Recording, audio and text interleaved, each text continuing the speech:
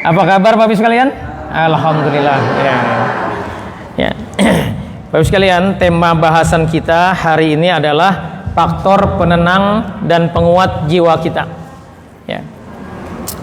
Banyak orang berpikir ya dalam kehidupan ini bagaimana hidupnya aman, jauh dari masalah gitu. Padahal selama kita masih hidup, selama itu hidup kita akan terus dari satu masalah ke masalah berikutnya. Karena yang setting hidup ini adalah Allah, bukan kita. Yang kita butuhkan dalam kehidupan ini adalah apa? Jiwa yang tabah, jiwa yang kuat untuk menghadapi, menjalani semua proses ujian kehidupan kita sampai nanti kita menemui ajal kita. Karena hidup ini berbatas waktu. Sekaranglah kesempatan kita mencari bekal hidup kita. Karena itu pastikan semua sikap kita terhadap semua takdir hidup kita adalah yang terbaik. Ahsanu amala. Kalau ujiannya enak, ya kita kaya, ganteng, cantik, ya semua nikmat banyak Allah berikan, pastikan kita menjadikan itu sebagai apa? Sebagai bekal akhirat kita. Kita berkontribusi dalam kehidupan ini. Kalau ujiannya ternyata nggak enak, ibu kena sakit, ya, bapak kena PHK, bisnis sepi, rumah tangga bermasalah, anak bermasalah, maka tugas kita adalah apa? Ahsanu amalannya bersabar. Jadi dibutuhkan jiwa yang kuat untuk menghadapi semua ujian dari Allah, agar kita apapun kondisinya bisa dapat pahala, dapat keridhaan Allah. Di ayat yang tadi dibaca, banyak orang merasa ketika hidupnya enak, ya, pendidikannya tinggi, hartanya banyak, terkenal, itu adalah hasil jerih payahnya, dan akhirnya dia membanggakan dirinya. Padahal tadi kata Allah, wallahu la yuhibbul mukhtalin fakhur. Allah tidak suka kepada orang yang sombong lagi membanggakan diri. Tapi juga begitu juga Allah menceritakan bahwa ma asaba min musibatin fil ardi wala fi anfusikum, ya, di surat Al-Hadid tadi ayat 22 yang dibacakan oleh Qori, bahwa semua musibah yang terjadi di muka bumi ini dan yang terjadi sama diri kita, kok hidup kita kalah keren sama tetangga kita, ya, kok kita hidupnya gini-gini aja, ini menurut kita nih, ya. Kenapa? Karena orang sekarang itu punya sumber pemikiran terbesar, kalau nggak kaya berarti nggak sukses, berarti hidupnya hina, makanya jadi minderan orangnya gitu. Kita merasa bahwa kalau kita, ya, tidak sesukses tetangga kita, kita makanya wajib sedih gitu. Padahal kata Allah tadi apa? Ma asaba min musibatin fil ardi wala fi anfusikum illa fi kitabim min qabli an nabraha. Semua musibah yang terjadi di muka bumi ini sudah tertulis dalam kitab Lauh Mahfuz dan bagi Allah mudah untuk mewujudkannya. Kenapa Allah ceritakan ini? Tadi Allah katakan di surat Al-Hadid ayat 23-nya, likai la ta'sau ala ma fatakum, agar kamu jangan bersedih hati terhadap musibah itu, terhadap sesuatu yang kita inginkan tapi luput. Pengen kaya tapi belum kaya, pengen sukses, ya, mencapai 10 tetapi baru dapat 7. Jangan sedih kata Allah. Jadi tugas kita adalah apa? Jangan bangga dan jangan sedih. Itulah ahsanu amala. Nah, Bapak Ibu sekalian, kenapa tema ini diangkat? Karena fenomena umat akhir zaman ini, banyak orang yang khawatir, cemas dia dengan masa depannya. Padahal itu tidak terjadi di zaman Rasulullah dan para sahabat. Kecemasannya adalah kalau Rasulullah dan para sahabat takut masuk neraka. Kalau orang sekarang galau kenapa? Galau, ya, dengan hartanya, galau dengan kondisi hidupnya. Itu fenomena umat zaman sekarang. Fenomena yang lainnya dari umat zaman sekarang adalah banyak orang yang menyimpan kesedihan. Bapak Ibu hati-hati nih. Saya banyak menangani kasus-kasus, apapun itu model kasusnya, anaknya bermasalah, keributan rumah tangga, ya, bisnis gagal, ya, dibenci tetangga, apapun itu sebenarnya karena kita menyimpan kesedihan. Ini contoh kasus, ya. Contoh kasus, ada seorang anak dibawa ke klinik bermasalah. Apa kata psikiater, dia schizofren. Jadi punya kecemasan, anxiety, susah tidur, Ya.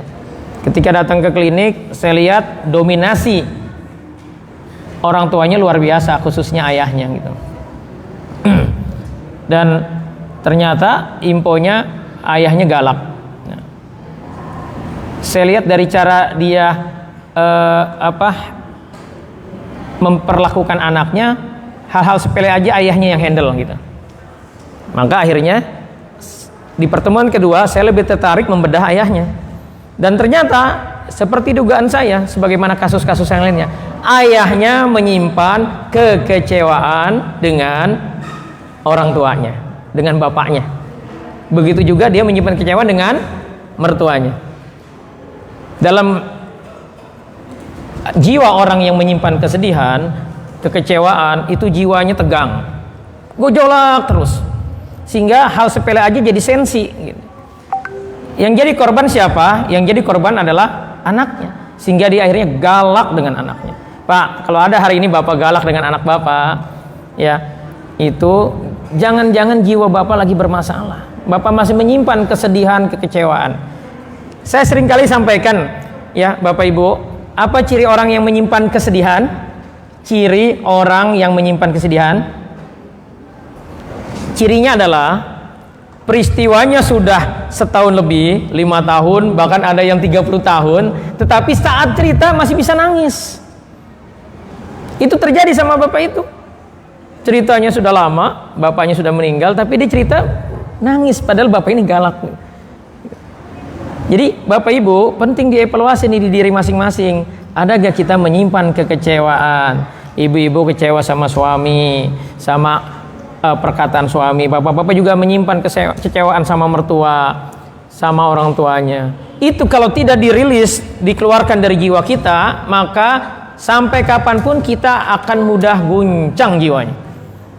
Disinggung dikit aja langsung keluar grup, ya. Langsung marah. 3 bulan orang gak ditegur, padahal masalahnya sepele. Bisa dipahami ya arah pembicaraan kita hari ini?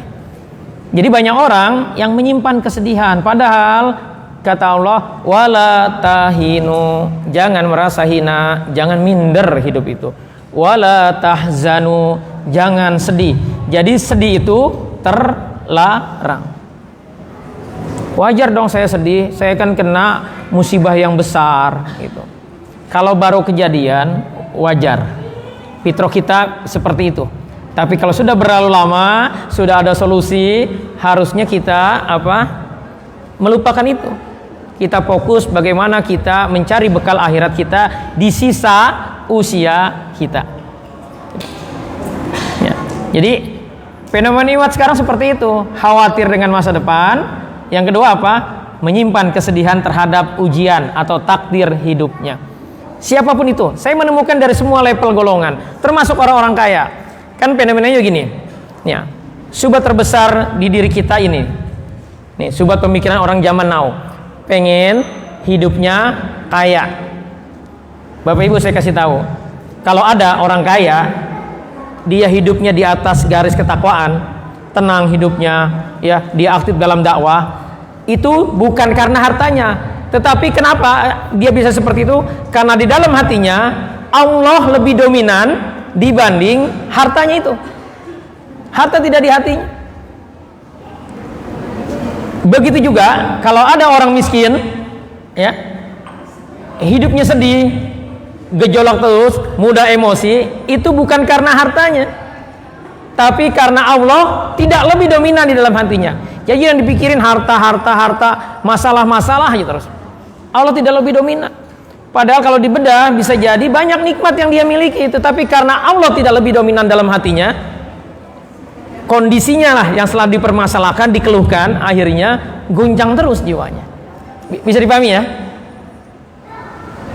Bapak Ibu, ya, Abdulul Manzilah, posisi tertinggi seseorang itu kata Rasulullah adalah ketika dia ditakdirkan kaya, terus dia banyak berinfak.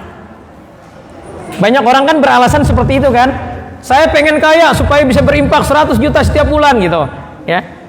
Memang posisi tertinggi kata Rasulullah, ya, yang paling abdul itu orang kaya yang dermawan.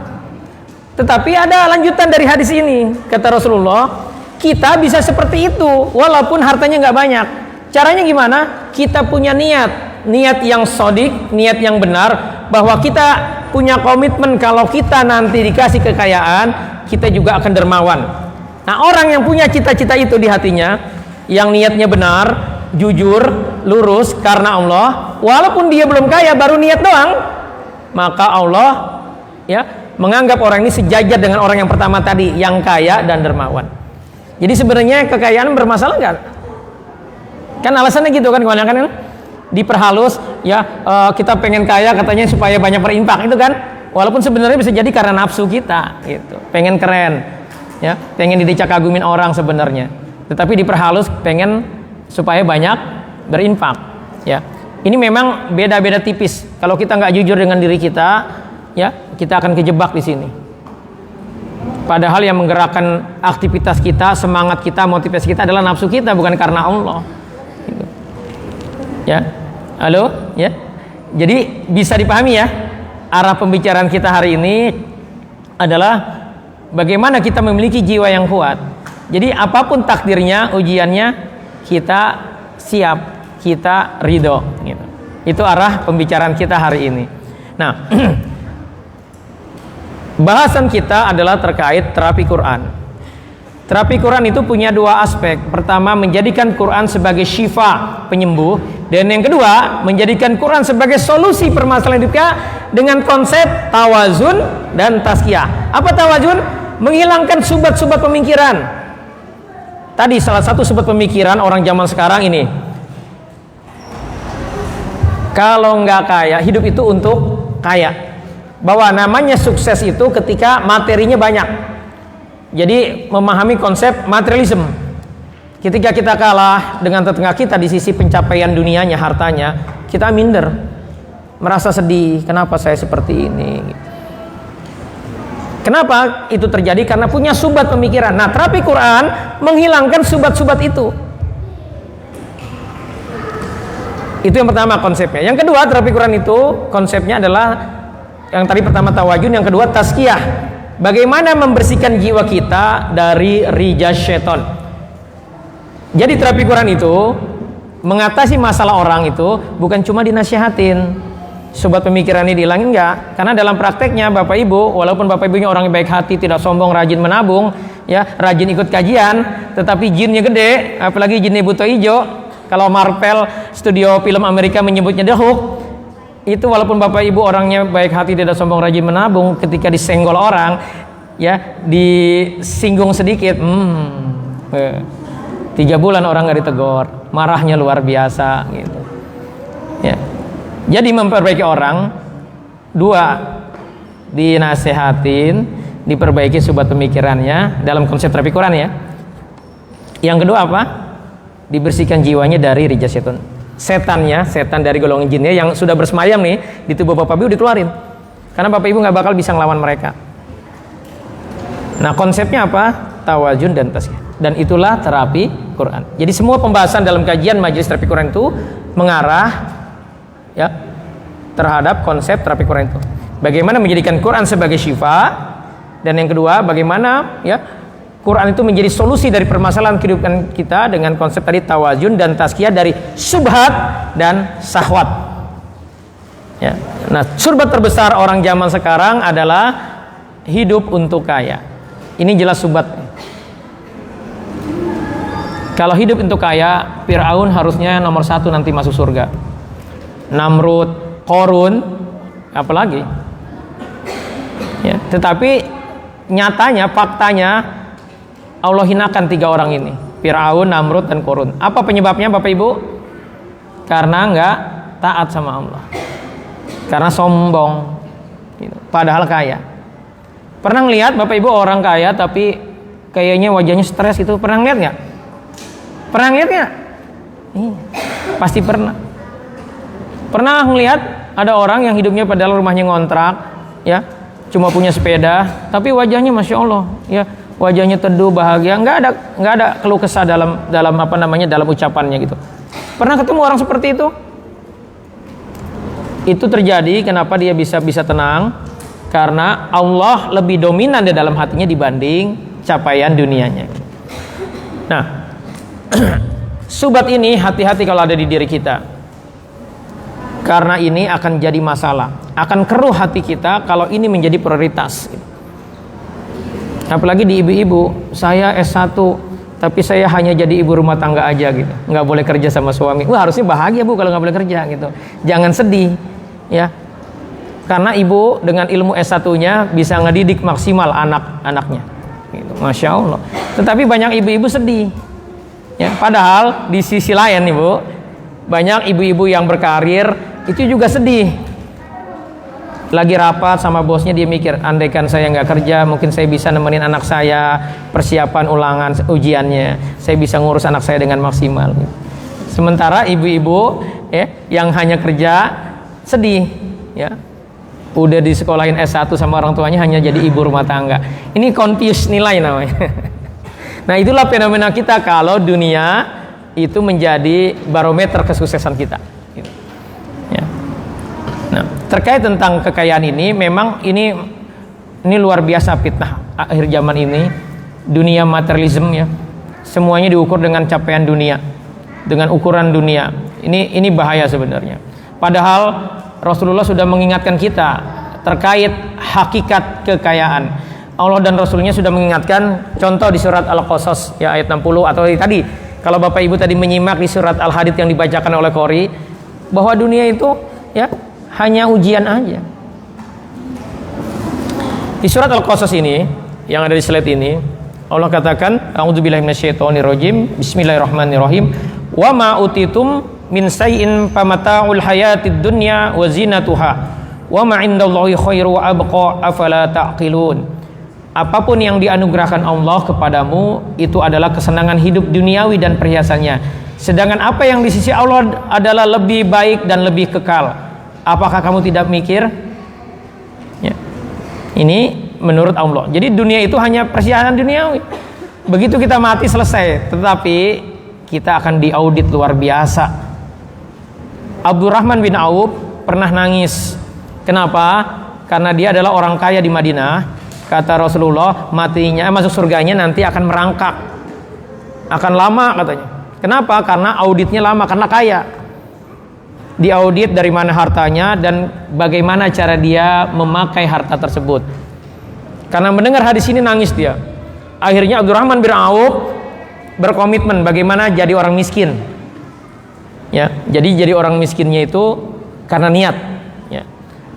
Dia membeli semua hasil panen di Madinah saat itu, kurmanya pada busuk nggak laku. Akhirnya dibeli sama dia dengan harapan apa? Miskin, supaya auditnya gampang. Niatnya membantu para sahabat yang saat itu lagi gagal panen. Kebayang ya niatnya seperti apa gitu. Takut jadi kaya gitu. Tapi ternyata karena takdirnya kaya, jadi mereka, ini salah satu sumber pemikiran, kita selalu didoktrin para sahabat itu kaya-kaya, jadi kita harus kaya. Enggak gitu memahaminya. Yang ada di hati kita adalah bagaimana kita bisa maksimal berkontribusi dengan semua harta yang kita miliki, berapapun harta kita gitu. Kita kan galau dengan nominalnya galau, ya merasa kurang terus. Karena orientasi obsesi utama kita itu sebenarnya ya bukan untuk bagaimana mencari bekal gitu. Beda dengan para sahabat. Nah, Abdurrahman bin Auf supaya miskin, uangnya dihabiskan membeli kurma satu Madinah, kurma busuk, dengan harapan miskin. Tapi karena takdirnya kaya, sepekan kemudian datang utusan Raja Yaman, ya, di Yaman lagi ada wabah penyakit yang obatnya kurma busuk. Datang ke Madinah mencari kurma busuk dan berani bayar 10 kali lipat dari harga pasaran gitu. Yang penting dapat kurma busuk untuk obat di negaranya, di Yaman. Dan ternyata akhirnya dia belinya ke siapa? Karena sudah milik Abdurrahman bin Auf, belinya ke Abdurrahman bin Auf. Akhirnya yang tadinya kaya jadi miskin, sepekan kemudian kekayaannya meningkat 10 kali lipat. Ini namanya apa? Takdir.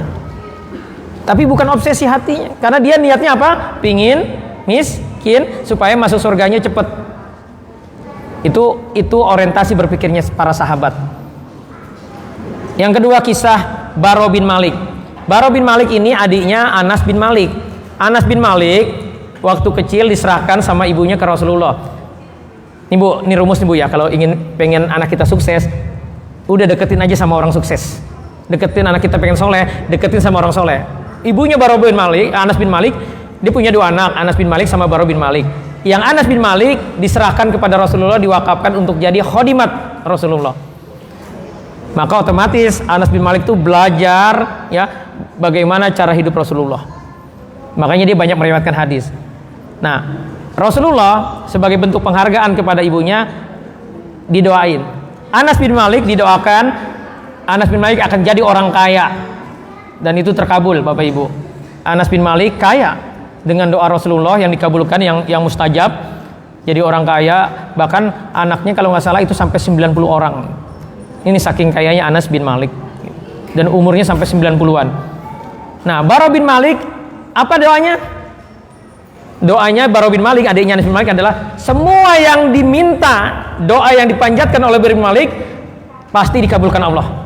Jadi doa ini gitu. Enak mana Bapak Ibu? Enak mana? Didoakan jadi kaya Anas bin Malik. Bara bin Malik adiknya didoakan oleh Rasulullah, apapun yang dipanjatkan, doa yang dipanjatkan oleh Bara bin Malik pasti dikabulkan Allah. Bapak Ibu pilih mana? Ya, pilih yang kedua kan, harusnya kan? Karena apapun yang diminta pasti dikabulin gitu. Tetapi kita lihat dalam kehidupannya, Bara bin Malik ini miskin. Bajunya banyak tambelan. Berani Pak kayak gitu Pak hidup Pak? Padahal doanya pasti dikabulin gitu. Ini kita lihat ya bagaimana obsesi dan orientasi para sahabat, kenapa jiwa mereka tenang gitu. Bara bin Malik diginiin sama teman-temannya. Baro, ente kenapa hidupnya begini? Padahal abang ente kaya. Ente berdoa aja minta kaya pasti dikabulin, karena doa Rasulullah apapun yang diucapkan oleh Bara bin Malik pasti terkabulkan gitu. Apa jawaban Bara bin Malik? Justru aku takut kalau kaya, karena auditnya lama. Dan Rasulullah pernah bilang bahwa di surga itu mayoritas orang miskin. Sementara kita yang takdirnya belum kaya sedih terus. Padahal ciri penghuni surga sudah ada di diri kita gitu. Itu artinya apa? Kita yakin gak sama Allah sebenarnya? Yakin gak sama janji Allah dan Rasulnya? Belum yakin sebenarnya gitu. Karena galau terus dengan harta itu. Sementara Bara bin Malik meninggalkan itu dengan harapan nanti auditnya gampang, bisa langsung masuk surga. Jadi seperti itu orientasinya. Kira-kira sekarang Bara bin Malik, ya, Anas bin Malik, Abdurrahman bin Auf sekarang lagi bahagia gak nih? Di alam barzah. Lagi bahagia. Kenapa? Karena komitmennya. Semangat dia dalam menjalani kehidupan. Jadi Bapak Ibu sekalian, harusnya kita seperti itu orientasinya. Tidak subat pemikiran terkait ya tadi yang pertama ini. Hidup untuk kaya, sedih kalau belum kaya. Padahal adalah bagaimana kita berkontribusi. Bapak Ibu, ya saya pernah jelaskan bahwa setiap kita punya talenta, punya bakat, punya potensi masing-masing, dan di sisi itulah kita diminta sama Allah untuk berkontribusi. Ya. Jadi harusnya ya kita bersyukur ya dengan kondisi kita apa adanya. Karena orang itu setiap kita punya masalahnya masing-masing. Kelihatannya aja dia hidupnya enak, padahal dia dengan ujian masing-masing. Yang Allah mau adalah kita berkontribusi di potensi, di nikmat yang Allah berikan kepada kita, apapun itu. Makanya di setiap kita kan masing-masing passionnya. Ada yang jadi guru, jadi dokter, jadi engineering, jadi bisnismen. Di sisi itulah kita mencari pahala. Jadi nggak usah lagi kita minder ya, sedih dengan kehidupan kita gitu. Ya. Nah, ternyata ya mindset kita itu menentukan ketahanan jiwa kita. Jiwa yang bergejolak ya itu akan menyebabkan kondisi kesehatan kita. Rasulullah sebagai suri teladan sudah membuktikan, Rasulullah dan para sahabat ya, pernah dihadiahi seorang dokter oleh Raja Mesir, tapi 1 tahun dokter spesialis ini ada di Madinah, dokternya minta pamit pulang ke Mesir. Kenapa? Karena Rasulullah dan para sahabat sehat. Artinya apa? Mereka jiwanya tenang. Bapak Ibu ya, ada sebuah survei bahwa orang sakit degeneratif itu bukan karena dia kurang gizi. Saya ada kawan seorang dokter subspesialis ahli kanker, sering membedah orang, operasi kanker orang. Kata dia, faktanya orang yang kena kanker ini bukan orang yang kurang makan, bukan orang miskin, tapi rata-rata menengah ke atas, yang orang-orang yang memang biasa makannya terjamin gitu. Tetapi kenapa mereka menderita kanker? Ini kalau berdasarkan penelitian profesor Jepang, ya, dan ini diaminkan oleh para dokter. Ya, bahkan bulan lalu saya ikut sebuah pelatihan seorang dokter ahli bedah, ya, dokter Susi namanya, dia bilang bahwa kondisi kejiwaan kita, penyakit itu berdampak kepada penyakit-penyakit degeneratif. Nih kita lihat ya penelitian profesor ini. Sakit mah bukan hanya karena kesalahan pola makan, tapi justru didominasi oleh rasa stres. Nanti kita bahas bagaimana kita mengurangi stres. Yang kedua, hipertensi. Bukan hanya diakibatkan oleh terlalu banyak konsumsi makanan yang asin, tetapi lebih dominan karena kesalahan mengelola emosi. Ya. Hipertensi itu darah tinggi. Yang ketiga, kolesterol. Bukan hanya diakibatkan oleh makanan yang berlemak, tapi rasa malas berlebih yang lebih dominan menimbun lemak. Bapak Ibu, kalau orang lagi ceria, bawaannya pengennya diem aja apa bergerak? Bergerak. Jadi kalau orang yang malas bergerak sebenarnya lagi apa dia? Lagi stres. Stres itu kaitannya dengan apa? Jiwa. Yang keempat, penyakit asma. Bukan hanya terganggunya suplai oksigen ke paru-paru, tapi sering merasa sedih yang membuat kerja paru-paru tidak stabil. Nah, orang-orang yang paru-parunya bermasalah biasanya susah gemuk. Jadi Pak, kalau istri Bapak kurus, susah gemuk, jangan-jangan Bapak galak karena istri Bapak jadi sedih gitu. Yang kelima, diabetes. Bukan hanya terlalu banyak konsumsi glukosa, tapi sikap egois dan keras kepala yang mengganggu fungsi pankreas. Jadi orang-orang diabetes itu ternyata karena egonya gede dan keras kepala. Yang keenam, liver. Bukan hanya kesalahan pola tidur, tapi sikap suujon atau buruk sangka kepada orang lain yang justru merusak hati. Dan yang ketujuh, jantung koroner. Bukan hanya diakibatkan oleh sumbatan aliran darah ke jantung, tapi karena jantung kurang merasakan ketenangan sehingga detaknya tidak stabil. Ya. Jadi, ya, waspadalah. Bahasan hari itu ngepeknya kemana-mana. Tadi targetnya materi kita apa hari ini? Bagaimana jiwa kita bisa tenang dan kuat, sehingga punya ketabahan untuk menjalani kehidupan ini, menjalani ujian Allah. Dan kita akan belajar dari siapa? Dari orang yang sudah diridhoi Allah, yaitu Rasulullah dan para sahabat. Ya. Jadi bukan dari orang-orang yang gak yakin sama Allah. Kita belajar dari Rasulullah dan para sahabat. Karena kata Allah, laqad kana lakum fi Rasulillahi uswatun hasanah. Jadi kalau mencontoh, contohlah Rasulullah dan para sahabat. Dan tabi'in yang sudah wafat. Kenapa yang sudah wafat? Karena kalau orang belum wafat, dia masih punya ujian. Bisa aja dia matinya su'ul khotimah. Yang kita mau dari semua apapun yang kita pelajari, kita lakukan berdampak husnul khotimah. Oke. Ada 5 poin ya kenapa Rasulullah dan para sahabat itu hidupnya tenang, jiwanya kuat, ya, tidak baperan. Dikit-dikit masang status di medsos lagi galau gitu. Enggak gitu para sahabat ya. Para sahabat ya. Kenapa dia seperti itu? Yang pertama Bapak Ibu, karena mereka adalah orang-orang yang beriman dan takwa kepada Allah. Allah sudah menjanjikan kebahagiaan bagi orang yang beriman dan beramal soleh yang bertakwa. Dalam surat An-Nahl ayat 97 Allah katakan, A'udzubillahi minasyaitonirrajim. Bismillahirrahmanirrahim. Man 'amila sholihan min dzakarin aw unsa wa huwa mu'minun falanuhyiyannahu hayatan thayyibah. Barang siapa yang mengerjakan amal soleh, baik laki-laki maupun perempuan, dalam keadaan beriman, maka sesungguhnya kami akan berikan kepadanya kehidupan yang baik, jiwanya tenang. Ada masalah dikasih solusi. Enak kan tuh? Syaratnya apa? Syaratnya harus yakin sama janji Allah, yakin kepada Allah, dan dia beramal soleh, mau berkontribusi, mau ya membantu orang lain, mau taat sama Allah. Kira-kira kalau orang seperti ini suka ngeluh nggak? Enggak. Saya sudah sering kali sampaikan ya, ciri orang yang kurang yakin sama Allah, kurang beriman sama Allah adalah suka mengeluh. Hujan aja, ya hujan. Ya. Oke. Ini apa namanya? Yang pertama. Tetapi kadar keimanannya seperti ini yang Allah mau nih. Para sahabat itu seperti ini. Di surat Yunus ayat 62 dan 63 Allah katakan ini ciri orang-orang yang yakin sama Allah.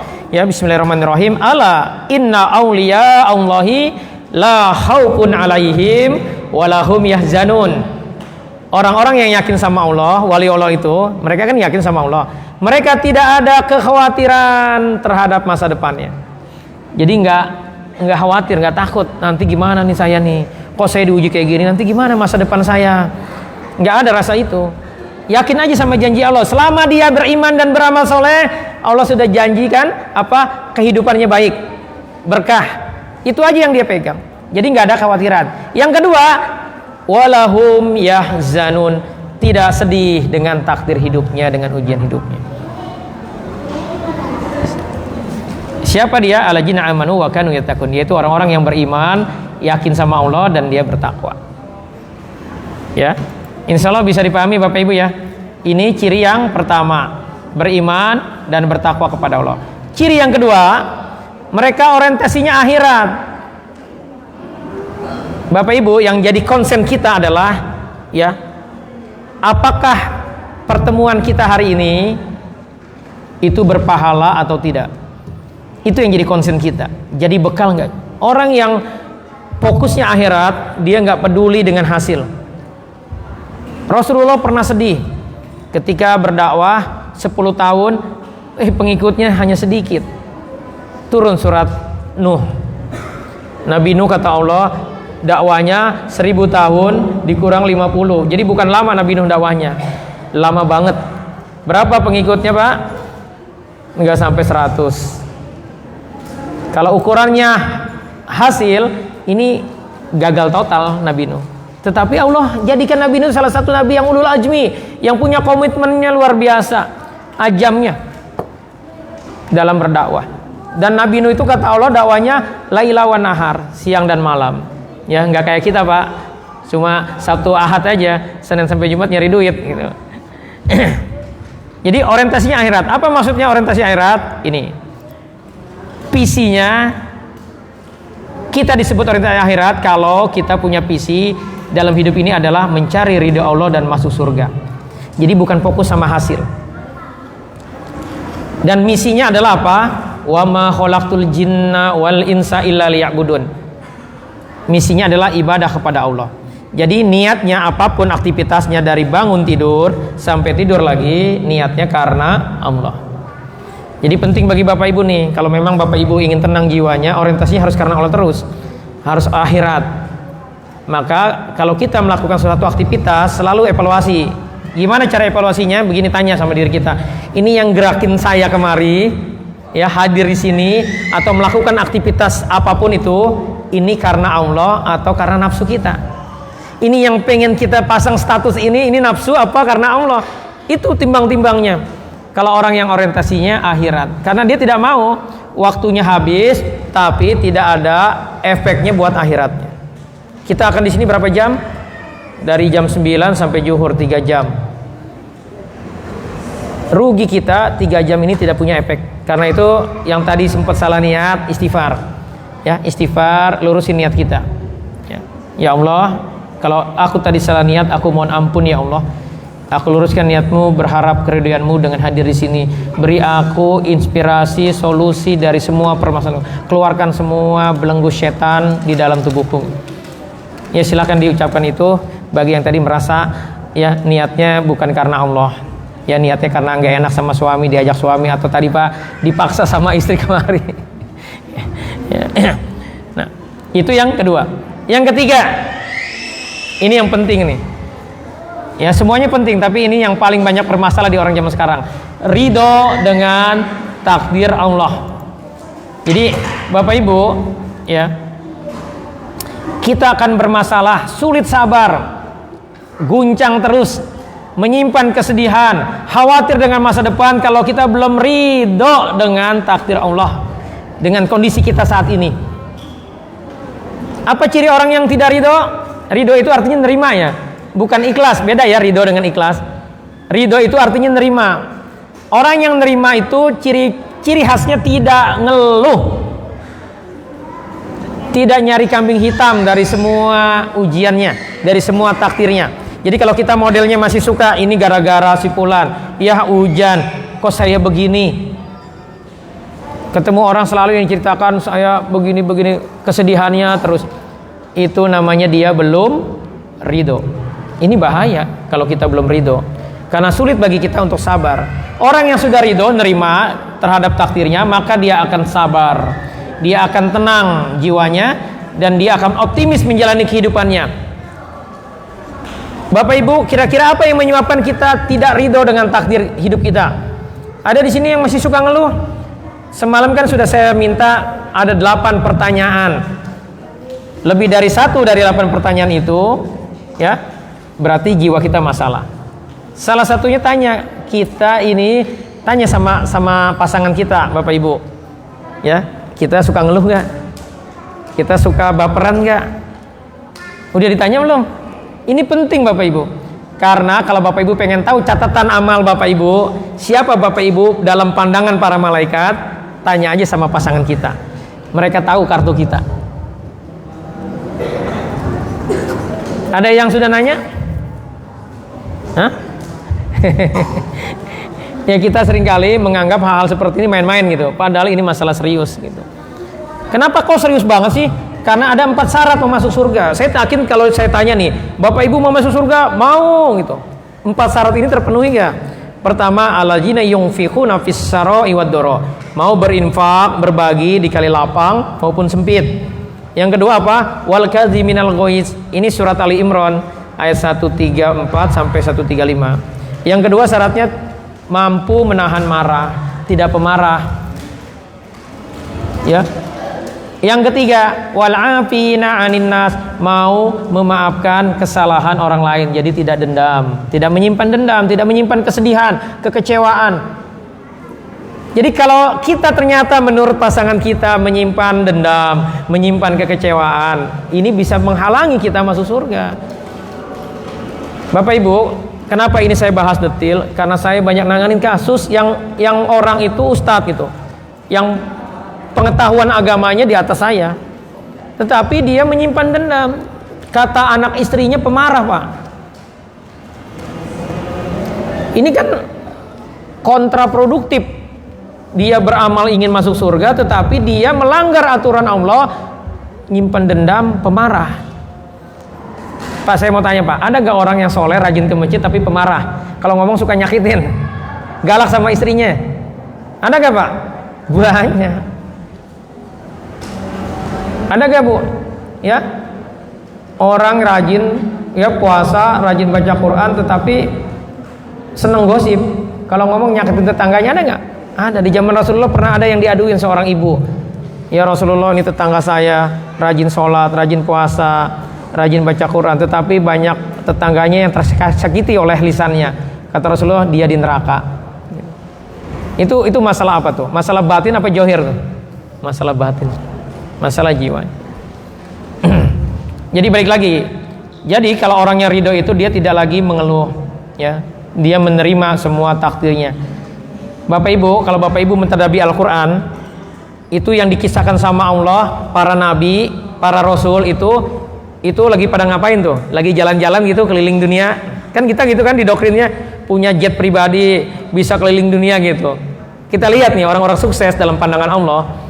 Kan orang sukses versi Allah lah, famang zuhziha 'anil nar, saat matinya terhindar api neraka, wa udkhilal jannah, dan dimasukkan ke dalam surga, faqad faz, dialah orang sukses kata Allah. Jadi ketika sukses versi Allah itu saat matinya husnul khotimah, enggak kena siksa kubur, enggak kena api neraka, langsung masuk surga. Kita lihat nih, itu kan para rasul, para nabi kan top levelnya ya. Kita lihat kehidupannya. Nih Bu, kan kita kalau tanya mau masuk surga, mau. Kita lihat nih top level orang-orang top level yang diridhoi Allah, para nabi, para rasul, kehidupan hariannya. Mereka contoh Nabi siapa? Nabi Ibrahim nih. Nabi Ibrahim punya anak usia 80. Mau Pak punya anak baru usia 80 baru punya anak? Begitu punya anak, anaknya suruh taruh di Mekah, padahal Nabi Ibrahim tinggal di Palestina, suruh ditinggalin. Itu kalau kita mabok tuh Pak. Diuji kayak gitu, baperan terus, tiap hari galau terus tuh. Anak saya disuruh taruh di Mekah, gimana ya nasibnya ya? Di Mekah nggak ada apa namanya minimarket, ya gersang, air susah, pasti kepikiran terus tuh, galau terus. Udah gitu, akhirnya ketemu lagi saat Nabi Ismail, anaknya Nabi Ibrahim sudah besar, ya. Apa perintahnya saat ketemu lagi? Suruh disembelih. Waduh, makin guling-gulingan kita tuh, sedih terus gitu. Paham Pak ya? Ini yang Allah ceritakan dalam Al-Quran. Ya, ceritanya begitu. Cerita orang-orang soleh itu. Terus ada lagi Nabi Ayub. Paham ya Nabi Ayub ya ceritanya, hidupnya? Nabi Ayub keren, jalan-jalan ke luar negeri. Enggak gitu ceritanya. Nabi Ayub orang paling kaya, dalam satu hari jadi orang paling miskin di kampungnya, ditinggalin tetangganya, ditinggalin teman-temannya karena miskin. Lalu anaknya meninggal, dalam satu hari 12 anaknya, rumahnya rubuh, meninggal semua, mati semua. Tapi Nabi Ayub tetap sabar. Kata iblis, terang aja masih sabar, masih sehat, coba kalau sakit. Diuji sakit, sakitnya bukan setahun 2 tahun, tetapi ada yang bilang 16, ada yang bilang 18, ada yang bilang 20 tahun. Lama banget sakit. Apakah Nabi Ayub baper gitu? Enggak, tetap taat sama Allah. Ada lagi Maryam. Bapak Ibu tolong diambil ini ya, diambil hikmahnya dari yang saya mau jelasin ini. Ini terkait dengan ridho, dengan takdir Allah. Maryam itu orang suci, ustazah lah kalau zaman sekarang itu. Tinggalnya di mihrab, di masjid, tidak haid dia. Jadi satu-satunya wanita yang tidak haid itu Maryam. Tetapi ujiannya apa? Hamil di luar nikah. Coba ibu-ibu bayangin, ibu-ibu nggak punya orang tua, ibu-ibu aktif dalam dakwah, tiba-tiba ujiannya hamil di luar nikah. Itu kan sedih banget kan? Ya Allah, tega banget sih kayak begini ujiannya gitu.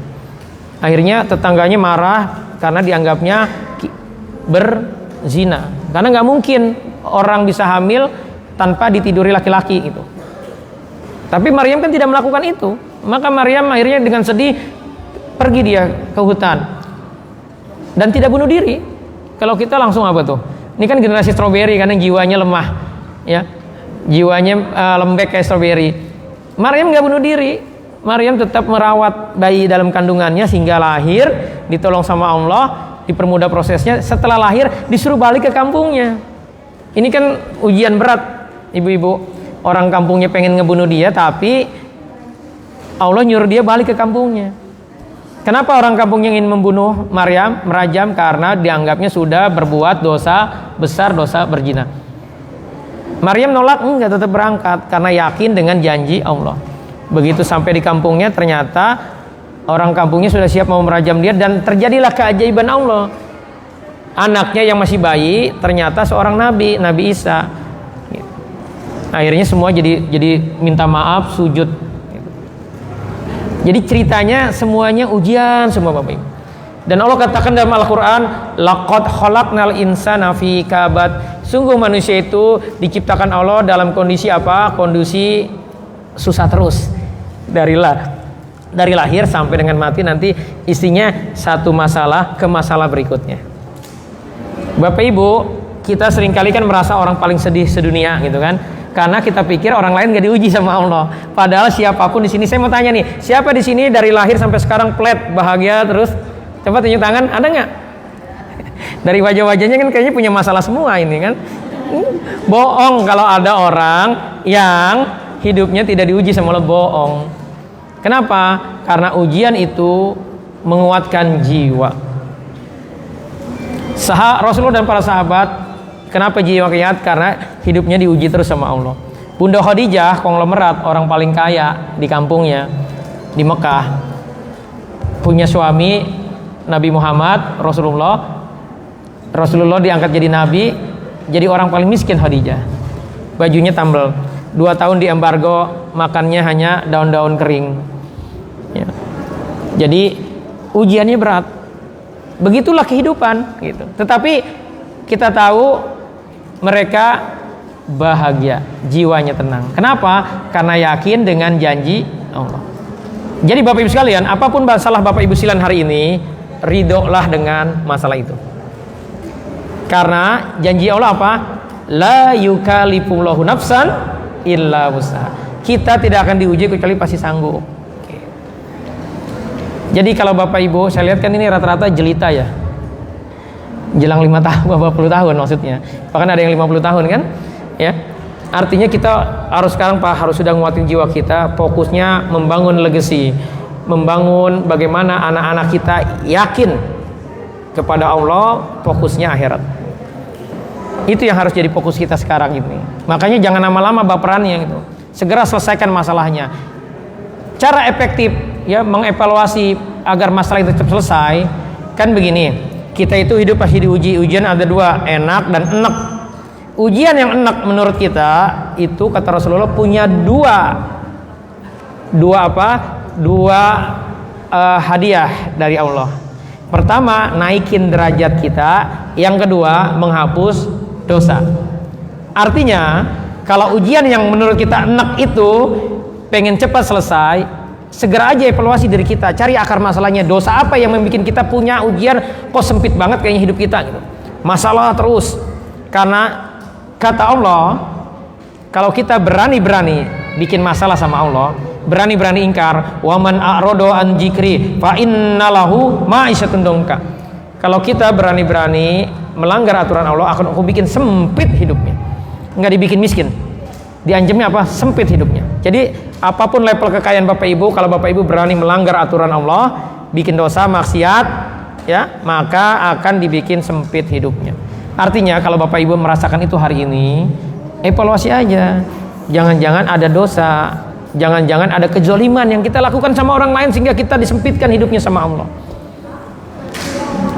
Ya. Jelas ya Bapak Ibu ya? Kenapa kita kok tidak tenang hidupnya? Masalah terus, ya, sedih terus, ya, gejolak terus, guncang terus hidup kita. Susah banget kayaknya nih ngilangin jin dari tubuh kita gitu kan, ya. Kan seringkali jin yang disalahin gitu kan.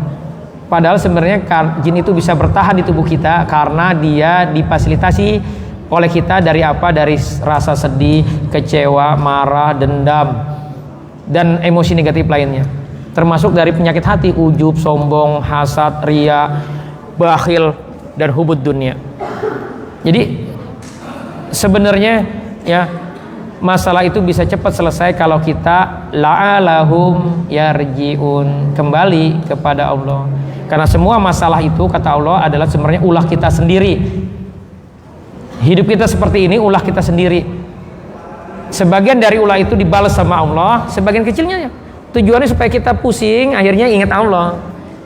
Jadi kalau ada orang bermasalah tapi nggak ingat sama Allah, lupa terus, lupa dosanya, ya, maka akan lama dia dalam menyelesaikan masalah itu. Ya. Itu yang ketiga. Yang keempat, senantiasa berdoa. Para sahabat kenapa tenang? Karena sudah berdoa. Bapak Ibu, Rasulullah bilang, sendal hilang suruh berdoa. Butuh garam ibu-ibu suruh berdoa. Ini kan sepele banget kan?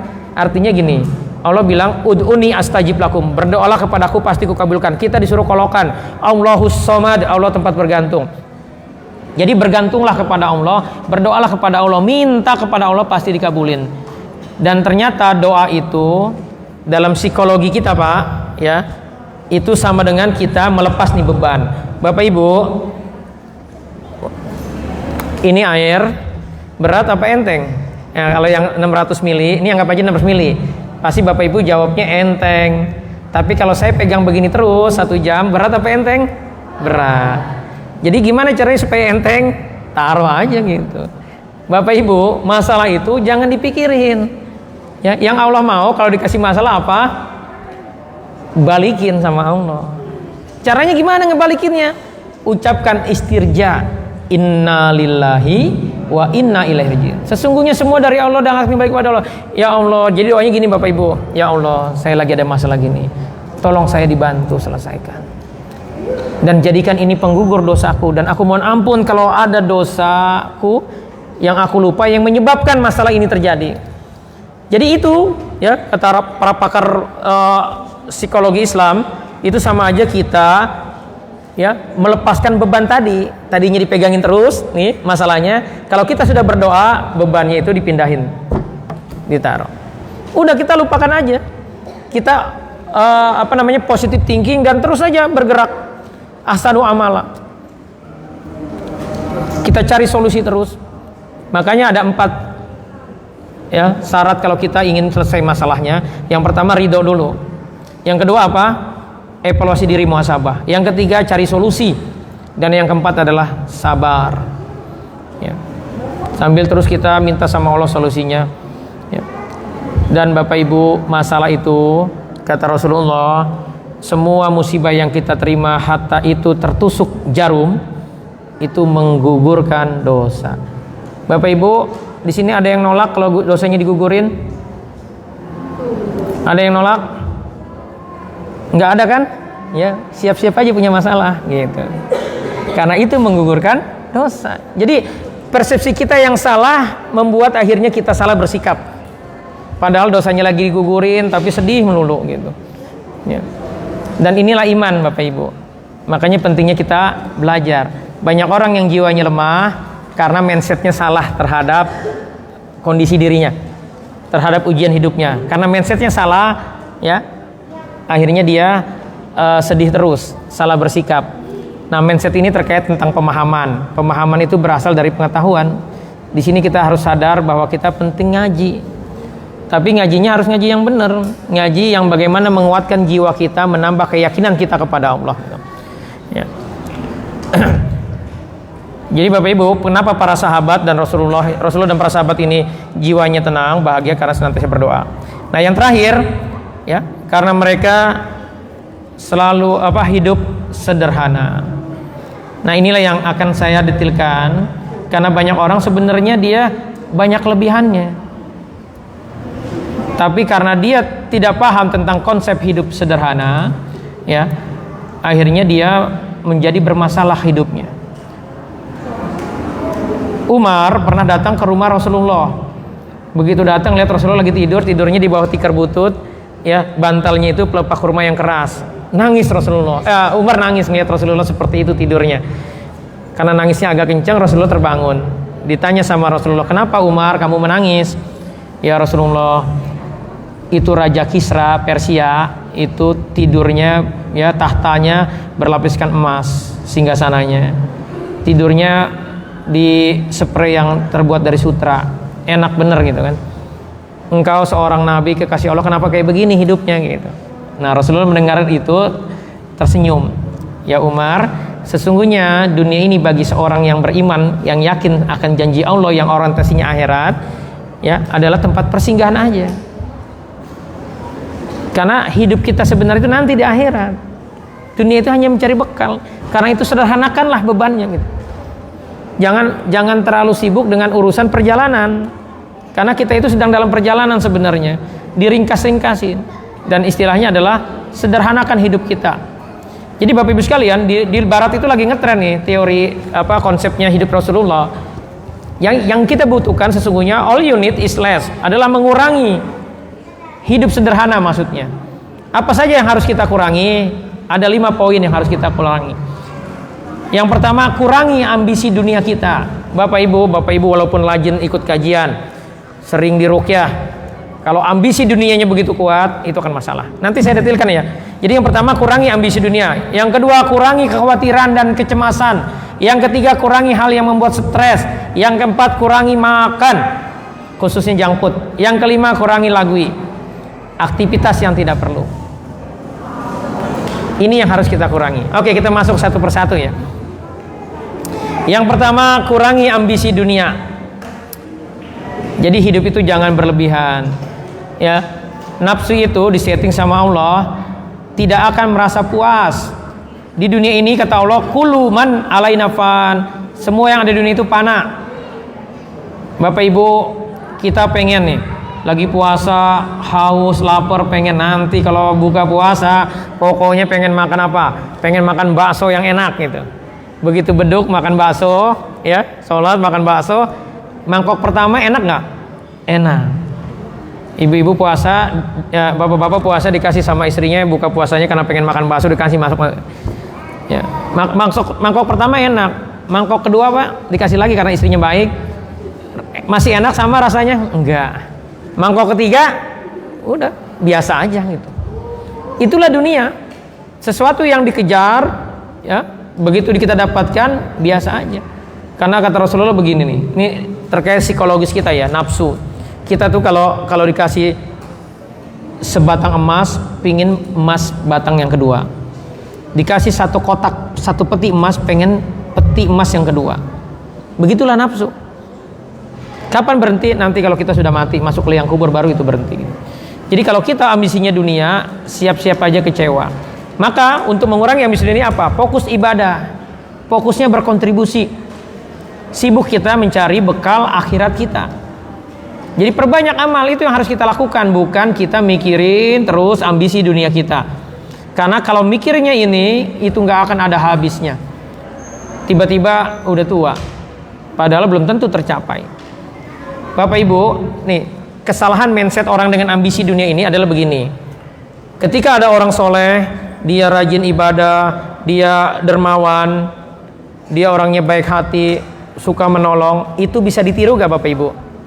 Bisa ditiru nggak? Bisa. Kalau kita memang mau, ya kalau kita yakin janji Allah, itu bisa ditiru. Tapi kalau ada orang kaya, ya kayak siapa sih nih yang kaya di dunia ini?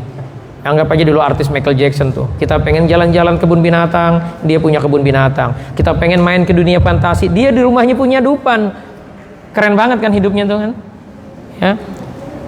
Kita ya terkait kekayaan nggak bisa niru. Tetapi ironinya, hati ini pengennya, jiwa ini pengennya niru orang kaya. Kekayaannya yang pengen kita tiru, bukan akhlaknya, kebaikannya gitu. Padahal yang kita butuhkan dalam hidup ini apa? Bekal itu apa? Ketakwaan, ketaatan kepada Allah. Jadi ironi, sesuatu yang kita nggak bisa tiru karena itu takdir Allah, ya Allah yang punya kuasa menentukan. Kita pengen seperti itu. Akhirnya ambisi dunianya kuat terus. Ya. Jadi kurangi itu dan ridolah dengan takdir Allah. Jadi merasa cukup, ya. Apapun capaian kita ridho gitu. Jadi cari harta apa secukupnya sesuai kebutuhan kita. Ya, Ustadz gimana nih? Anak saya 3, kalau naik motor kan nggak bisa. Padahal istri saya harus nganterin anak saya sekolah gitu kan? Ya, seringkali ngeluh gitu. Ya udah minta sama Allah, minta ya Allah. Ini kalau punya mobil enak nih, saya butuh. Minta aja, doa aja. Boleh gak doa begitu? Boleh. Tapi tidak membuat kita menjadi terobsesi dunia sehingga akhirnya kita keruh jiwanya. Ya. Dan kita rutin evaluasi ini. Tadi orang yang obsesi dunianya kuat, penggerak utama dari aktivitasnya adalah nafsunya. Jadi selalu tanya dari setiap aktivitas kita, ini kita mau ke sini, mau melakukan ini sebenarnya karena apa nih? Ya. Itu yang pertama, kurangi ambisi dunia kita. Ya. Yang kedua, kurangi kekhawatiran, kecemasan. Bapak Ibu, ya hati-hati nih. Kenapa sih kita cemas? Yang pertama karena kita belum paham dan yakin dengan aturan kehidupan terkait takdir dan ujian, bahwa hidup ini ya tidak kebetulan, sudah Allah takdirkan. Bahkan kata Rasulullah, apapun yang akan terjadi sama diri kita sudah ditentukan 50.000 tahun sebelum langit dan bumi ini diciptakan. Tidak ada yang kebetulan. Makanya kata Rasulullah, jangan sombong, jangan bangga diri kalau dikasih kelebihan, jangan sedih kalau dikasih ujian yang gak enak ya. Jadi gak ada yang kebetulan dalam hidup ini, memahami takdir itu. Dan memahami ujian itu, bahwa hidup ini tidak ada bahwa kita pasti diuji. Tidak ada satu manusia pun di muka bumi ini yang tidak diuji, siapapun dia pasti diuji. Karena ujian itu cara Allah menyeleksi, karena hadiahnya yang Allah akan berikan dari ujian itu adalah besar, yaitu apa? Surga yang luasnya seluas langit dan bumi. Jadi apapun ujian kita diminta untuk ridho. Nah, orang yang tidak paham takdir dan ujian akan cemas, gimana nih nanti? Aduh. Jadi adu-aduhan terus gitu, was-was terus gitu. Ya, cemas. Yang kedua, kenapa seorang cemas? Karena ada dosa yang belum diistighfari, dia belum taubat. Tadi yang saya katakan ya, kita akan terus sempit hatinya kalau kita punya dosa yang belum diistighfari. Di dunia aja sudah dihukum karena ancaman Allah apa? Wa man a'rada an dzikri fa innalahu ma'isatun donka. Akan dibikin sempit hatinya kalau kita punya dosa dan tidak kita istighfari. Yang berikutnya, overthinking, berpikir berlebihan. Ini kebanyakan, mohon maaf ya, emak-emak. Ya. Berpikir yang tidak perlu, apa aja dipikirin gitu. Terus ini kalau ada laki-laki seperti ini, ya banyak overthinkingnya, itu jangan-jangan ada jin perempuan di tubuh bapak. Ya.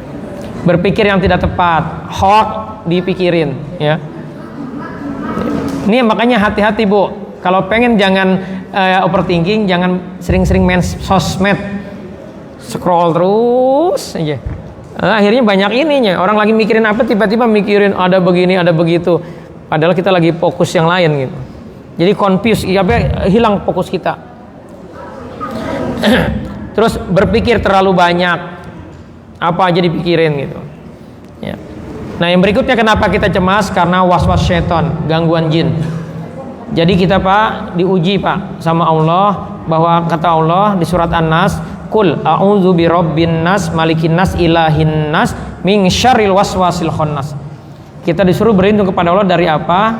Min syarril waswasil khannas, dari waswas yang dibisikkan oleh khannas. Khannas itu jin keturunan anak biologisnya iblis. Dia ada yang akan terus bekerja di tubuh kita untuk ngasih waswas. Nah supaya waswasnya efektif, dia masukkan jin-jin yang bukan keturunan iblis, jin nasab dari leluhur kita, jin kasab, ya, jin-jin lain dimasukkan ke tubuh kita supaya apa?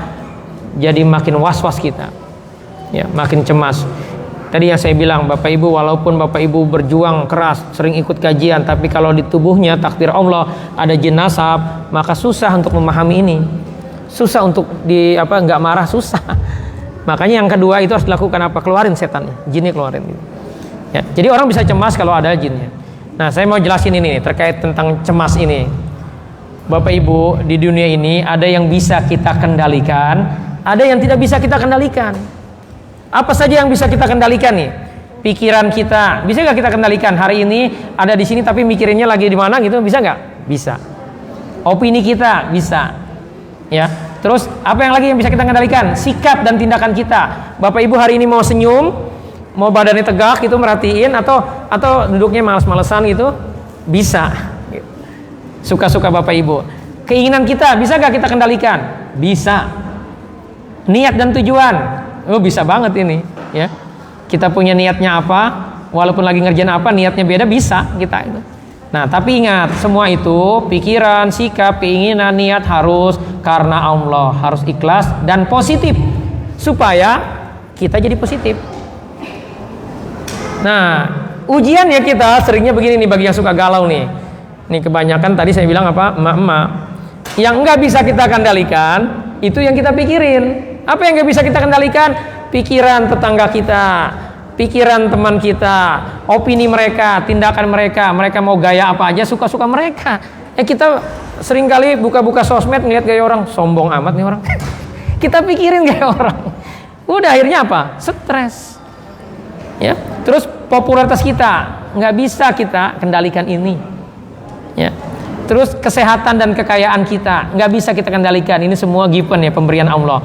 Kondisi saat kita lahir, kita jadi anak siapa, sukunya apa, wajahnya seperti apa, itu pemberian Allah, nggak bisa kita kendalikan. Terus termasuk peristiwa alam, hujan, ya, banjir, terus apalagi bencana alam lainnya, itu nggak bisa kita kendalikan. Jadi jangan ngeluh dengan itu. Yang kita butuhkan apa? Fokuslah kepada yang bisa kita kendalikan. Nah, terkait yang tidak bisa kita kendalikan, kita hanya diminta oleh Allah ridho, nerima aja udah. Kayak orang Jepang tuh, gempanya kalau kita ya jarang-jarang, alhamdulillah ya, ini nikmat dari Allah ya negeri kita ini. Tetapi Jepang itu kan rutin, bisa seminggu sekali. Tapi karena mereka ridho, akhirnya mereka bisa membangun itu rumah yang bisa tahan gempa segala macam. Nah itulah yang Allah mau. Kita ahsanu amala, ya, kita ridho, terus ikhtiar yang positif gitu. Ya. Nah, bagaimana kita ya bisa? Jadi Bapak Ibu sekalian, ya, kenapa saya menyampaikan ini? Karena ternyata kualitas hidup kita itu dikontrol, bisa kita kontrol dengan pikiran kita. Ini kualitas ya, rasa nyesek apa enggak, sempit apa enggak, bahagia apa enggak, itu dikontrol sama pikiran kita. Nah, apa yang mengontrol kualitas hidup kita? Yang mengontrol kualitas hidup kita adalah arti atau makna yang kita berikan terhadap hal-hal yang kita lakukan, terhadap hal yang terjadi dalam kehidupan kita. Kita tadi berpikir lagi jalan terselandung, berdarah. Aduh. Terus kita kalau pikirnya negatif, siapa nih kurang ajar yang naruh batu di sini segala macam lah kita itu. Tetapi bisa gak kita memberikan arti, alhamdulillah, ini dosa saya gugur lagi nih. Gitu. Itu kan tergantung kitanya, dan itu arti atau makna itu tergantung keyakinan, pemahaman, referensi hidup dan pertanyaan yang ada dalam diri kita. Gitu. Nah, arti makna itu membentuk pola emosi kita. Jadi emosi itu tergantung sebenarnya mindset kita. Kita mau artiin apa nih? Ujian yang Allah berikan sama kita hari ini kita mau artikan apa, negatif apa positif, dan itu berdampak kepada apa, emosi, tindakan dan hasil. Jadi penting bagi kita ya senantiasa positif, husnudzon, dan memberikan arti yang terbaik, memberikan arti atau makna yang terbaik. Nah, pertanyaan berikutnya, bagaimana kita memberikan arti atau makna supaya hati kita bahagia terus, apapun capaiannya, apapun takdirnya. Caranya adalah begini. Apa yang bisa kita syukuri dari kejadian ini, dari peristiwa ini, dari kondisi ini? Apa yang kita bisa pelajari? Apa yang bisa kita lakukan sehingga kondisi kita bisa lebih baik lagi? Jadi lebih baik, orang lain jadi lebih baik, lebih manfaat dan ridho Allah. Karena setiap peristiwa itu pasti ada hikmahnya. Gitu. Bisa dipahami Bapak Ibu ya? Ya. Jadi kurangi apa tadi? Kurangi kekhawatiran kita, ya. Kita hanya, Allah meminta kita untuk senantiasa husnudzon, ya. Jangan pernah suudzon dengan Allah. Gitu. Selanjutnya, kurangi yang membuat stres. Nah, ini panjang nih, ya. Jadi kalau ada hari ini sakit kepala nggak sembuh-sembuh, ya, rehel suka pegel-pegel, gitu, bawaannya marah-marah melulu, jangan-jangan lagi stres. Gitu. Yang pertama nih, ya, bagaimana kita mengurangi stres? Tidak ghil itu nggak suka dengan orang beriman. Kok dia yang jadi? Kok bukan saya? Itu ada hati-hati tuh, ada unsur ghil gitu. Ya, terus jangan sampai kita ngiri. Ya. Hasad. Nah, iri ini biasanya sama sejenis. Ustadz sama ustadz, guru sama guru, artis sama artis, pedagang sama pedagang. Jarang yang cross. Ustadz sama pedagang jarang. Kecuali ustadznya pedagang gitu. Artis sama ustadz enggak cross. Biasanya yang sejenis, ya. Yang iri. Makanya hati-hati, kita ada gak rasa ini? Kalau ada rasa ini, siap-siap aja stres. Ini biasanya terjadi karena belum paham aturan kehidupan, bahwa di atas langit ada langit. Orang yang hasad itu kan pengennya apa? Gua aja yang terbaik, semua kalah gitu. Hati-hati kalau ada rasa itu, ya. Yang kita harus pikirkan adalah dengan potensi kita, bisa jadi gak bekal akhirat kita, bisa gak kita dengan potensi kita berkontribusi buat orang lain, memberi kebermanfaatan. Itu yang harus jadi fokus kita, ya. Karena kita butuh bekal untuk akhirat, karena akhirat itu mahal harganya, harus dibayar dengan keikhlasan dan perjuangan. Yang kedua, tidak mudah kecewa, selalu positive thinking dengan apapun yang terjadi, maka insya Allah ini akan mengurangi stres kita, ya. Jadi kalau kita gampang kecewa, stres terus kita. Karena sekali lagi, hidup ini bukan kita pengendalinya, Allah pengendalinya. Terus tidak mudah marah. Semalam kan 8 pertanyaan itu, coba cek kita sama pasangan kita, Pak, Bu. Mudah marah nggak kita? Orang mudah marah, udah pasti gampang stres. Terus tidak menyimpan dendam dan kesedihan. Sudah paham ya ini ya? Hati-hati dengan dendam, ya. Hati-hati dengan kesedihan yang kita simpan. Terus perbaiki hubungan di antara kita. Jadi Bu, kalau hari ini Pak, ada tetangga kita yang sudah 3 lebaran gak tegor-tegoran, nanti sore nih datengin, bawain duren. Ya, udah selesai urusan kita. Karena kalau nggak selesai nanti berlanjut ke akhirat. Pernah dengar kisah dari Rasulullah saat turun surat Al-Anfal ayat 1. Yas'alunaka 'anil anfal, kulil anfalu lillahi wa rasul, fattaqullaha wa aslihu dzata bainakum. Jadi kata Allah, bertakwalah kepadaku, kata Allah, ya bertakwalah kepada Allah dan perbaikilah hubungan di antara kalian. Saat ayat ini turun, Rasulullah melihat kondisi persidangan di akhirat antara si A dan si B. Si A menuntut si B. Kenapa si A menuntut si B? Karena si B menjolimi dia waktu di dunia. Si B membuat penjoliman, maka si B harus bayar di akhirat. Jadi kalau kita bikin kejoliman nggak selesai di dunia, ya berantem nggak selesai, nanti berlanjut ke akhirat. Nah, si si A kan nuntut si B. Kata Allah, udah serahkan pahala si B ke si A. Kata malaikat, pahalanya udah habis karena nih orang tekor, banyak kejoliman, ya. Kalau gitu pindahkan dosa si B kepada si A. Jadi misalnya dosa yang nuntut ini dipindahkan kepada yang dituntut, yang melakukan kejoliman. Tapi sebelum itu kata Allah, lihat dulu ke atas. Ternyata mereka melihat apa? Istana, ya, berlapis emas. Mereka bilang begini berdua ini, si A dan si B. Ya Allah, itu punya nabi siapa? Keren amat surganya. Gitu. Itu bukan punya seorang nabi kata Allah, tapi punya orang biasa seperti kamu. Apa amalannya? Kamu juga bisa. Apa ya Rasulullah? Ya Allah, kata Allah, maafkan kesalahan, ya, saudaramu ini. Jadi memaafkan kesalahan orang, hadiahnya apa Bu? Pak? Istana mewah berlapis emas, terbuat dari emas istananya. Ini bayangin kalau masjid ini terbuat dari emas, atau Istiqlal ya, Istiqlal, masjid Istiqlal yang besar itu terbuat dari emas, kira-kira berapa juta triliun Pak? Bu, saya sering kali kasih logika sama ke pasien saya, kalau yang menyimpan dendam sama ipar, dendam sama mertua. Saya bilang gini, kalau iparnya datang ngasih duit 1 miliar, dimaafin nggak? Halo? Dimaafin Pak? Waduh 1 miliar Pak, dimaafin banget katanya. Allah janjinya apa kalau kita mau maafin orang? Orangnya nggak minta maaf, tapi kita maafin. Janji Allah apa buat hadiah buat kita? Jutaan triliun, kekal selamanya di akhirat. Gara-gara kita nggak yakin sama janji Allah, kita simpen itu terus dendam, marah terus sama tetangga kita yang ngeselin. Habis dia begini, habis dia begitu, gitu kan? Lalu gitu kan kita membela, gitu. Ya. Padahal kalau kita buang ini dendam, kita sehat, ya, jinnya bisa dikeluarin, ya, hidup kita bahagia dunia akhirat. Ya. Jadi perbaiki hubungan di antara kita, ya. Terus ramah dan jadi pendengar yang baik. Nah begini nih, bapak-bapak keren nih. Wah, judulnya nongkrong bareng makan di mana, di kafe, atau ibu-ibu nih biasanya, ya, pulang ngaji nongkrong di kafe gitu. Bagus itu silaturahmi. Makan enak, tetapi gara-gara kita egonya gede, kita pengennya kita aja yang didengar. Orang yang begitu asik gak Bu? Ada orang pengen ceritanya dia terus yang cerita, asik gak? Enggak. Maka pasti akan ada orang yang kritik si dia. Kita gara-gara urusan sepele begini, ya, harusnya kan kalau lagi ngumpul-ngumpul gitu kita jadi orang ramah, pendengar yang baik. Karena kalau kita egonya gede pasti ada yang kritik. Kita nggak terima, akhirnya stres gitu.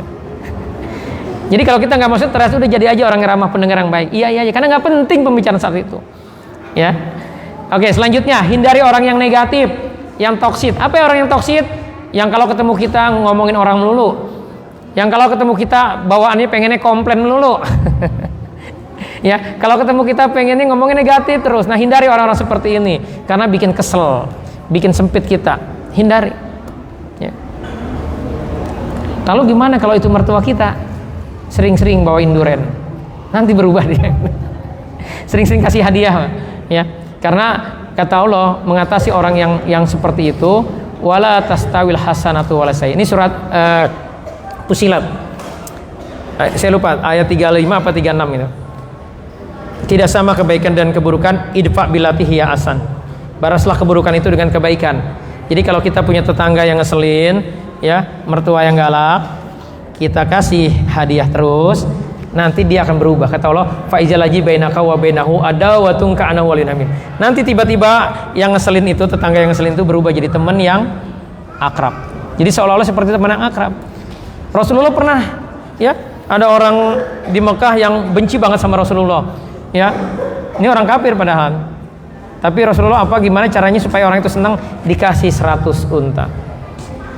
Udah dikasih 100 unta, berubah tuh dikit, tapi Rasulullah bilang nih kayaknya masih ada keselnya. Sama Rasulullah dikasih lagi 100 unta. Senang dia. Tapi masih kurang. Dikasih lagi sama Rasulullah 100 unta. Jadi 300 unta. Lalu dia bilang begini, Rasulullah Muhammad ini orang paling baik di dunia ini. Jadi caranya sederhana ya. Kalau kita pengen orang itu semua baik sama kita, kasih aja kebaikan sama semua orang.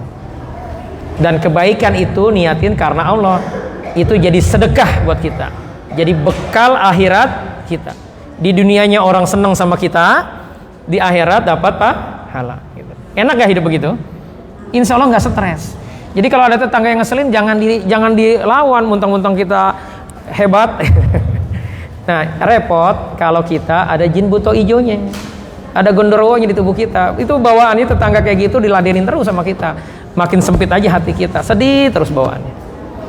Akhirnya ibu-ibu walaupun dibeliin suaminya bedak yang mahal, ya udah kelihatannya tua aja terus.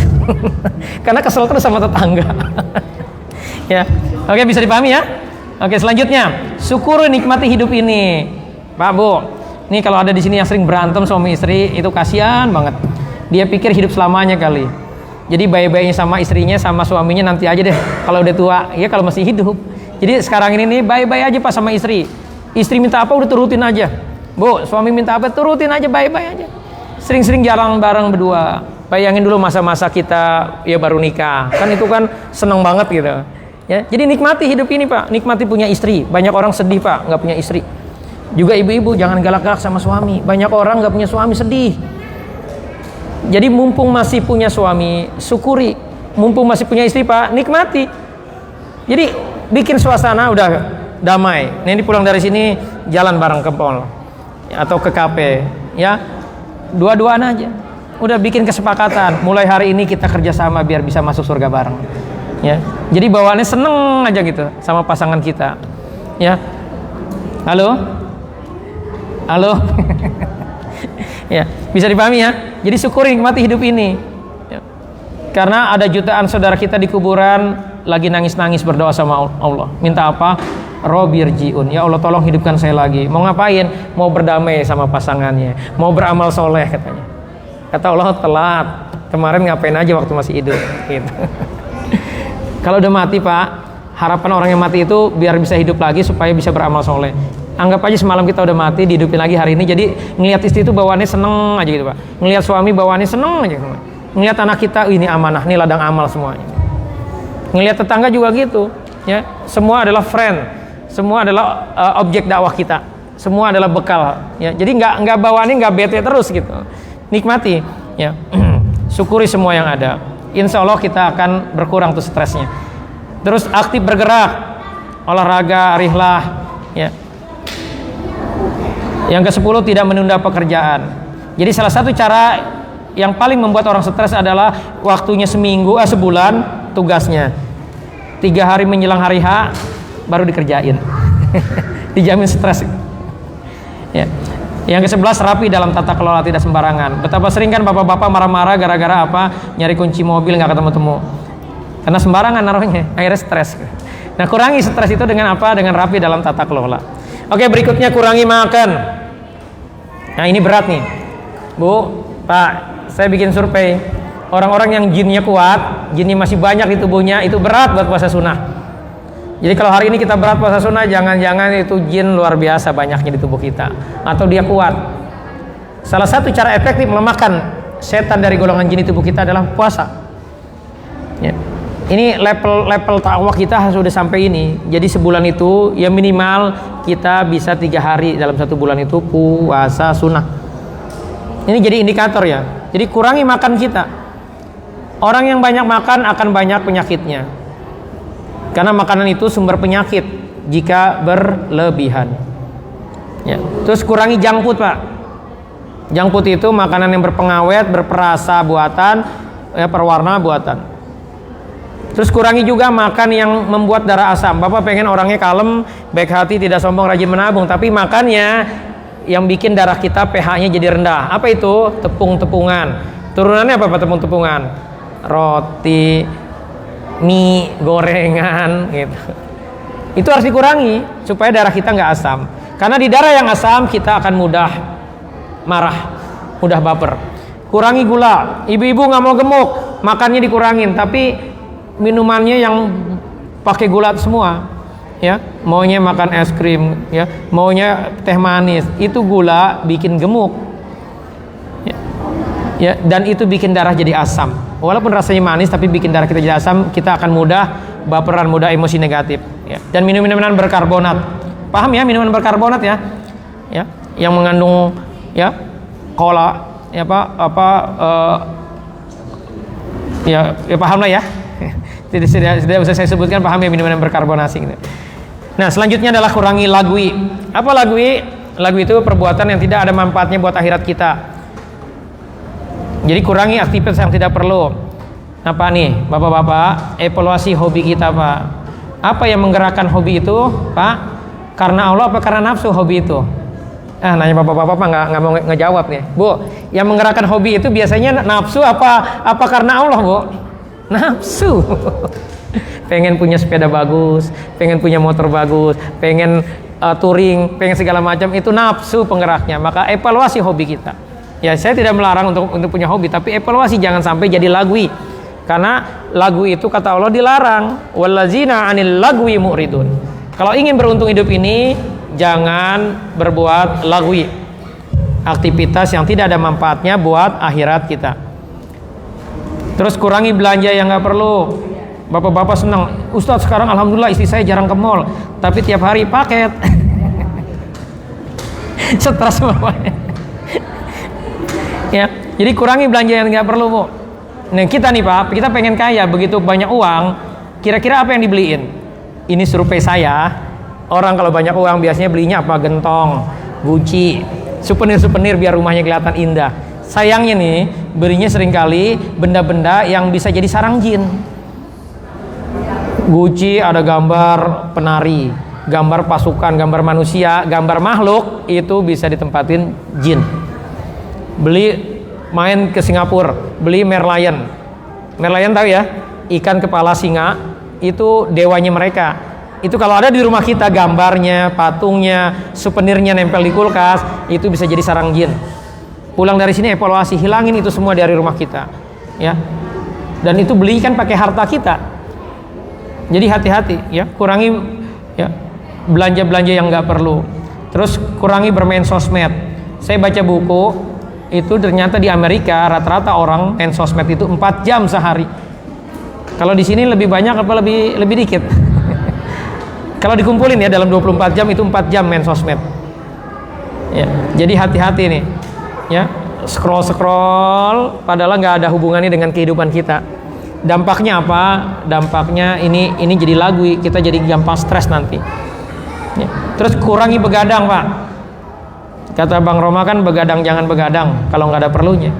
Begadang itu orang yang rutin begadang itu akan malas amal yaumi, malas tilawah, malas. Pokoknya semua amal yaumi akan berat. Kenapa? Karena badannya nggak sehat. Malam itu kata Allah, waja'alna naumakum subata. Jadi jangan malam itu untuk istirahat. Batasannya apa? Jam 11 harus sudah lelap. Artinya paling lambat jam 10 harus kita sudah tidur. Saya sibuk, gimana dong? Nah, kalau kita sibuk, ini lain hal. Tapi pastikan ada satu malam Pak, kita tidur cepat. Habis isya tidur. Nanti insya Allah kita bangun sudah fresh semua itu. Ya, sel-sel tubuh kita sudah recovery semuanya. Itu akan membuat energi kita sanggup lagi melakukan amal yaumi, tilawah, zikir semuanya. Orang yang sering begadang males ya amal yauminya. Ini bahaya. Jadi kurangi ya. Apalagi kalau begadangnya bukan karena niatnya kerja atau hal-hal yang penting ya. Hanya nonton TV, ya, nonton YouTube. Nah, ini hati-hati. Yang kelima, berusaha fokus saat aktivitas yang membutuhkan fokus. Jadi kurangi lagwi dengan kita senantiasa fokus. Jangan zikir main HP. Ya. Jadi hati-hati ya. Yang keenam, tidak gibah. Ini gibah ini lagu yang luar biasa gitu. Kejoliman yang dinikmati. Ya, gibah ini kan gosip kalau bahasa Indonesianya. Digosok makin sip. Ya, ibu-ibu demen banget ini. Udah kayak keripik Bu ya. Ya. Ya. Nah, ya, ini yang bisa saya sampaikan sebagai penutup nih. Kuatkan jiwa, hilangkan kecemasan dengan zikrullah. Ada 4 cara zikrullah. Ya. Janji Allah bagi orang-orang yang ingat Allah apa?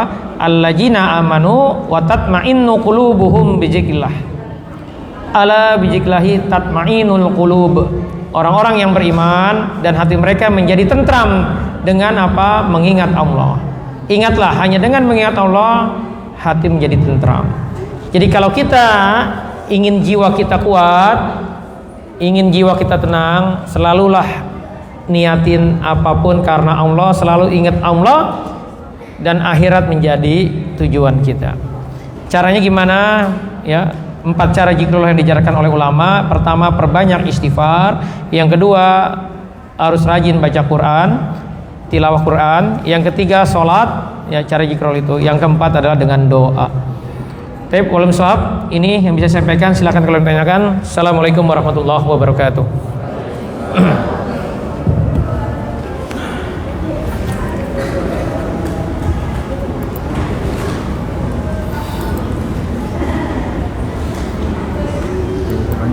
Iya boleh. Boleh 1 2 ya. Alhamdulillah, materi telah disampaikan luar biasa sekali Bu. Ini kalau masuk kuping kiri, keluar kuping kanan ada yang masuk Bu. Benar, ada yang kira-kira yang dapat Bu. Nanti banyak banget yang dikurangin Bu. Kurang makan, terus kurang apa lagi Bu? Kurangin belanja, kurangin luar biasa. Ini kalau kita aplikasikan dalam kehidupan kita, janji Allah kita bahagia di akhirat insyaallah. Jadi setiap materi-materi yang disampaikan di Majelis Tarbiyah Quran ini berkaitan dengan kehidupan kita sehari-hari. Dan ini luar biasa ketika kita aplikasikan dalam kehidupan kita. Mudah-mudahan apa yang disampaikan oleh Ustaz tadi semuanya bisa masuk ke dalam hati kita dan bisa kita aplikasikan dalam kehidupan kita. Mungkin ada beberapa pertanyaan yang ingin disampaikan oleh para jamaah, dipersilakan. Ada dari ibu-ibu atau bapak-bapak berkaitan dengan materi ini, atau ada ganjalan-ganjalan kejiwaan ibu yang perlu mungkin disampaikan untuk mendapatkan pencerahan. Ada Bu? Sebelum kita masuk sesi praktek. Atau dari bapak-bapak?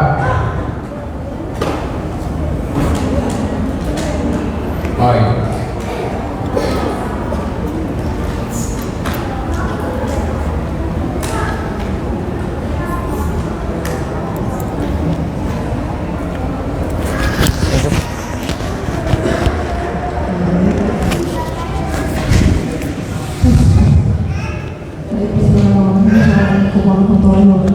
Waalaikumsalam warahmatullahi wabarakatuh.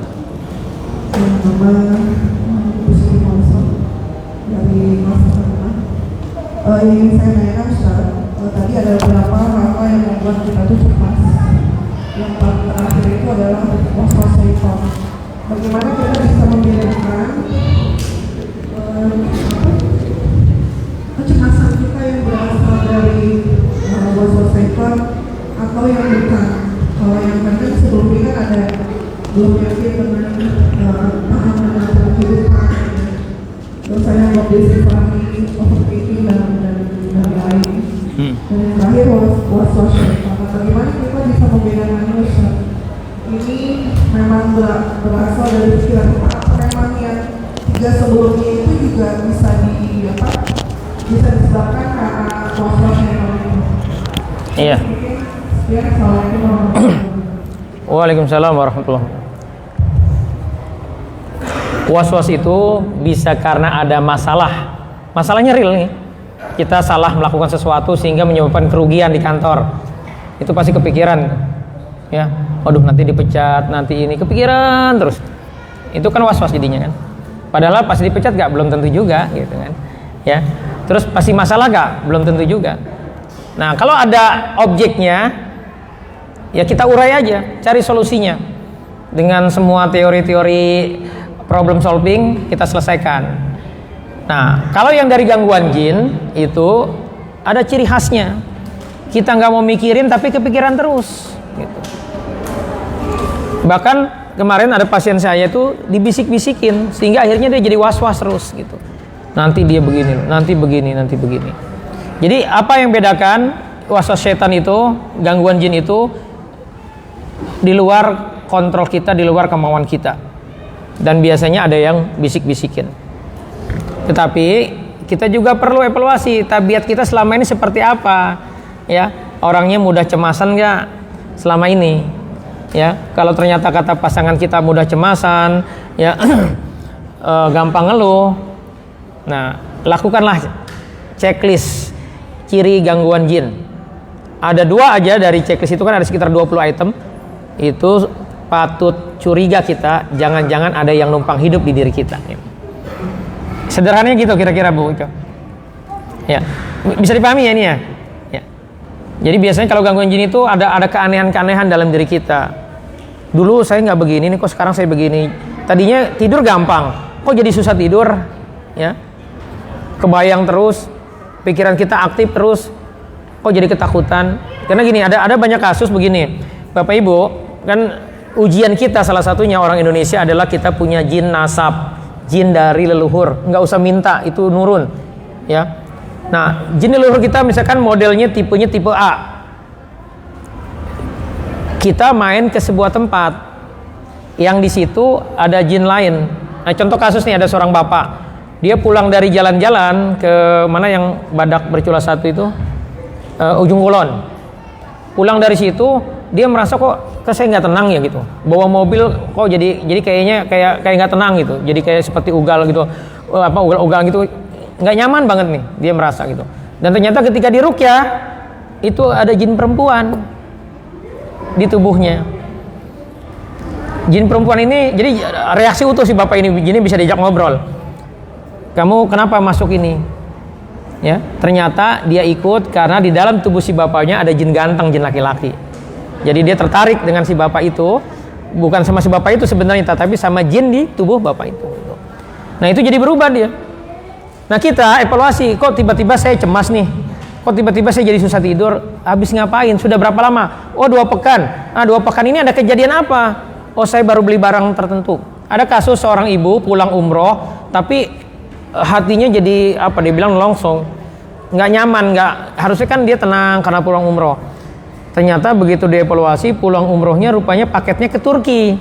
Di Turki beli Blue Eye. Tahu Blue Eye? Kalau di Istanbul tuh banyak yang jual tuh di pinggir jalan itu, mata biru. Itu ternyata kalau baca sejarahnya itu adalah jimat. Dia pulang beli itu, taruh di kulkasnya. Ya udah, hancurin aja itu. Begitu dihancurin, hilang langsung rasa itunya yang nggak nyaman di dadanya. Ya, jadi evaluasi sisi itu. Ya, sejak kapan kita ada kecemasan ini? Jangan-jangan ya, kalau itu tidak wajar, bukan kita banget. Jangan-jangan ini adalah gangguan jin. Wallahu a'lam bishawab.